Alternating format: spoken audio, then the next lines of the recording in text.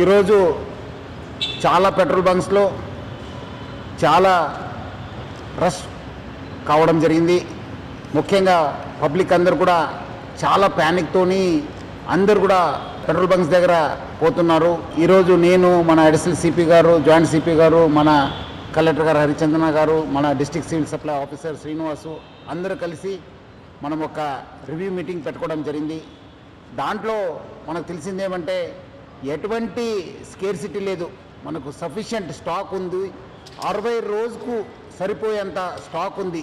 అది ఎందుకో ప్యానిక్ అయ్యి చాలామంది వాళ్ళు 2 వీలర్ కావచ్చు, 4 వీలర్ కావచ్చు, అన్నీ ఫుల్ ట్యాంక్ చేసుకుంటున్నారు. మనము మొన్న 22 రోజు చూస్తే 3024 KL మనకు ఆ రోజు సేల్ కావడం జరిగింది. నిన్నే చూస్తే 6400 KL మనము సేల్ కావడం జరిగింది. అంటే ఆల్మోస్ట్ డబల్ సేల్ కావడం జరిగింది. పబ్లిక్ అంతా ప్యానిక్తోని ఫుల్ చేసుకుంటున్నారు. ఎవరు కూడా ప్యానిక్ కావద్దు. సఫిషియంట్ ఫ్యూయల్ ఉంది మా దగ్గర, సఫిషియంట్ స్టాక్ ఉంది.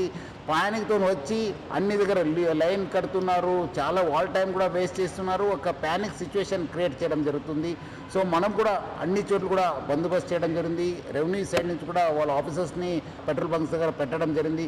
ఈ మధ్యలో కొంత పెట్రోల్ బంక్స్ కూడా నో స్టాక్ ఎందుకు పెట్టారంటే మనము డబల్ సేల్ కావడంతో ఉన్న ట్యాంక్లో ఉన్న మొత్తము ఫ్యూయల్ అయిపోయింది. సో ఈ రీఫిల్లింగ్ కోసము మనకున్న 320 ట్యాంకర్స్ ఉన్నాం హైదరాబాద్ సిటీలో.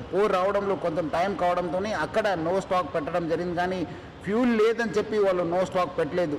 సో చాలామంది రకరకాల పుకార్లు పెడుతున్నారు. చాలా చోట్ల అక్కడేదో గుజరాత్లో అయింది, ఢిల్లీలో అయింది, రాజ్కోట్లో అయింది, సూరత్లో అయింది, చాలా షార్టేజ్ ఉందని చెప్తారు. అది అలాంటి ఎవరు పుకార్లు నమ్మొద్దు.